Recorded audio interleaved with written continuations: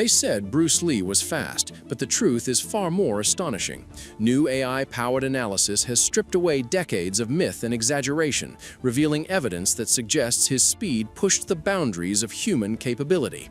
What it uncovered challenges long-held beliefs, reignites old footage, and forces the world to reconsider just how unstoppable the dragon truly was. The man no one could touch. The first thing people noticed about Bruce Lee was never how strong he was or how hard he could hit. What unsettled them was something far worse. They realized they did not have enough time to understand what was happening. By the moment their minds tried to react, the encounter was already over. Men who trained with him later struggled to explain what it felt like. These were not unskilled fighters. Many were boxers, seasoned martial artists, and professional stunt fighters who made a living by controlling violence. They stepped forward with focus and intention. They expected an exchange. Instead, they felt impact before they even felt movement. Dance around, throw a jab, feint, take you in the leg. Their bodies did not hesitate, and their courage did not fail. Their bodies simply never entered the fight at all. By the time their eyes registered motion, the strike had already landed. By the time their arms moved to block, the damage had already been done. It felt as if time itself had broken in front of them. Decades later, modern technology began examining this same mystery. Engineers and analysts did not approach Bruce Lee as a legend, they approached him as recorded data. They studied high-quality film footage from Enter the Dragon, from the Green Hornet, and from his sparring scenes in Longstreet. These clips were slowed down frame by frame and measured against modern athletes whose movements were captured with the same precision. I mean, you got to put the whole hip into it and snap it and get all your energy in there and make this into a weapon. AI was used to analyze every detail. What they found was deeply unsettling. Every strike has a starting point. This is the moment when the brain sends a signal to the body to move. In most fighters, even elite champions,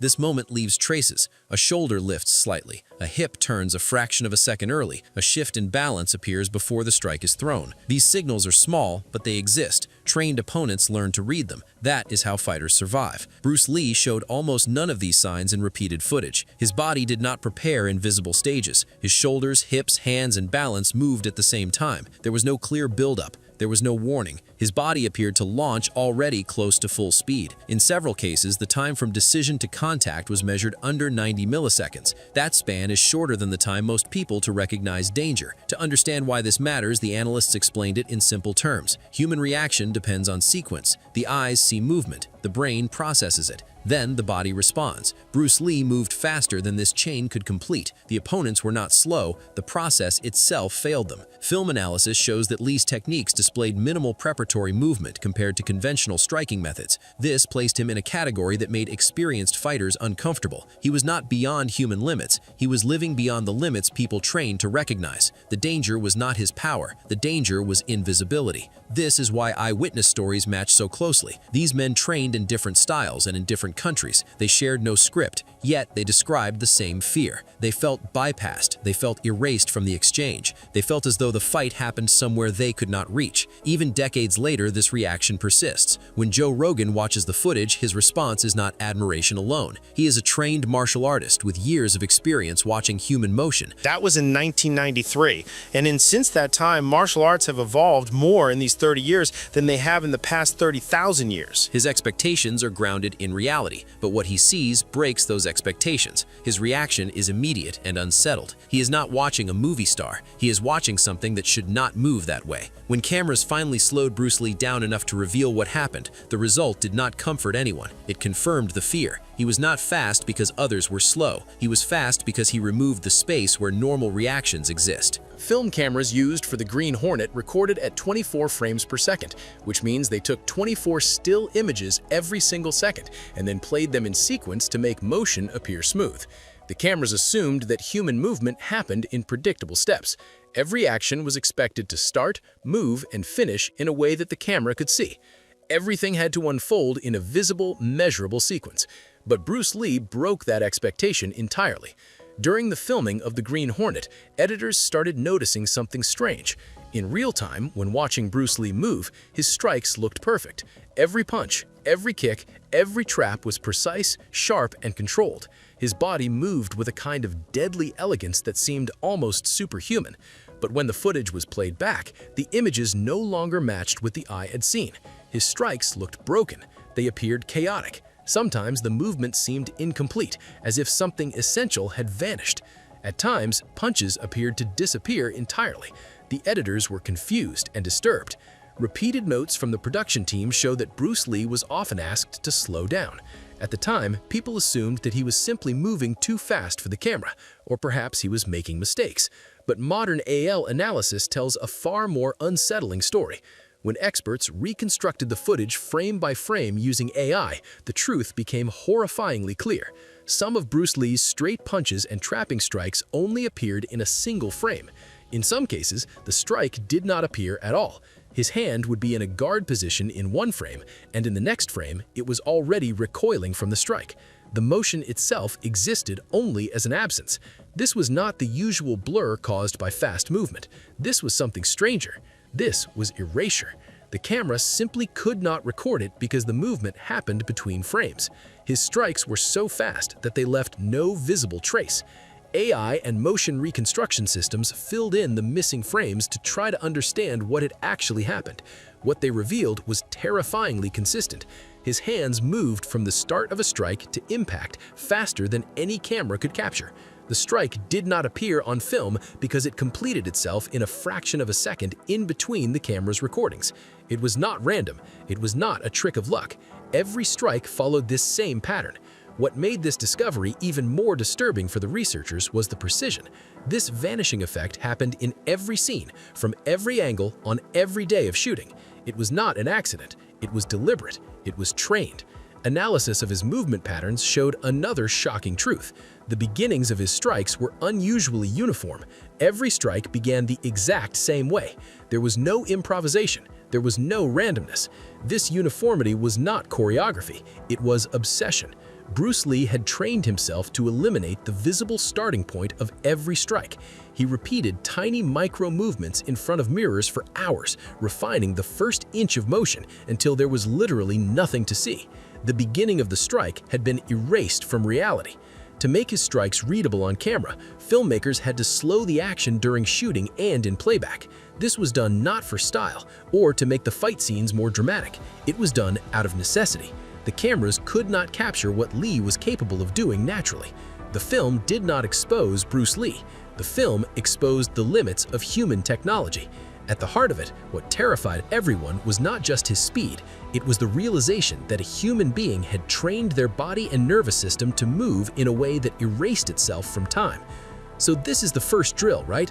Play with the angles of positioning. Try a little higher, maybe try a little lower. A special nervous system forged early. The foundation of Bruce Lee's incredible speed and movement was laid long before Hollywood. It was built in a small training hall in Hong Kong, far from cameras, lights, or applause. At 13, Lee began studying Wing Chun under the legendary Ip Man in 1954. Wing Chun was never designed for movies or spectacle. It was designed for survival. It taught how to win when every motion matters, when a wasted step or a delayed strike could cost you your life. Every movement had to be precise and direct. Lee drilled Chi Sao, the sticky hands exercises that trained fighters to feel rather than see. These drills forced his body to respond to touch instantly, bypassing the slower route of visual recognition. He practiced chain punching, striking repeatedly without retracting, conditioning the nerves and muscles to fire in constant, unbroken sequences. Centerline control and elbow gate compression taught him to move directly toward the target with minimal joint travel, cutting away all wasted motion. Every motion became a straight line from intention to impact. When AI later mapped these drills, the analysis revealed something remarkable. They were the basis for the speed he would show on film. These exercises compressed the perception to action loop, teaching the body to act without unnecessary thought. The brain learned to trust the body, and the body learned to move along the shortest possible path mechanically and neurologically from decision to execution. Lee did not stop with Wing Chun. He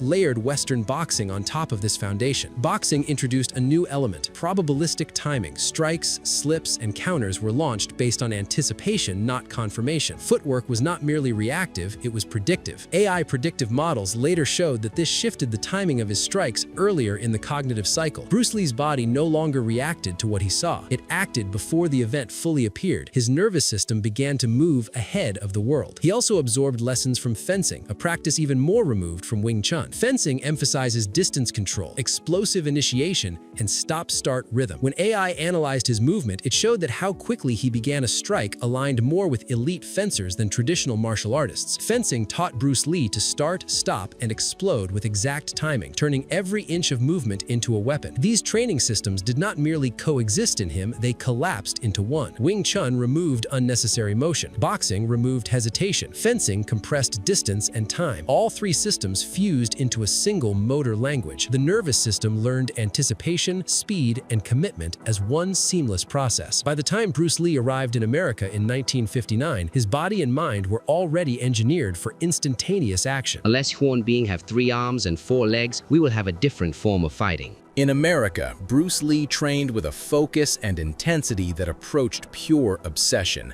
Every hour of every day was devoted to pushing his body and his mind to their absolute limits. He did not allow himself rest from questioning, analyzing, and testing. But sheer effort alone does not explain what he achieved. The real key was method. Bruce Lee refused to accept tradition, habit, or authority as sufficient. He did not just follow the old ways because they were old, he asked why. He questioned everything. Bruce Lee studied bodybuilding manuals, Olympic training guides, and films of boxers, fencers, and other fighters. He watched how they moved, how they timed their strikes, how their muscles contracted and relaxed. He broke every motion down into tiny pieces and studied them like a scientist. His handwritten notes, now analyzed using advanced AI systems designed to recognize patterns, reveal a mind obsessively experimenting. These systems looked at his records and calculated trends, repetitions, and timing with far greater accuracy than a human could. They could see, for instance, how small variations in his rest between sets affected his performance, how each tiny adjustment in stance or muscle contraction changed the speed and control of a punch.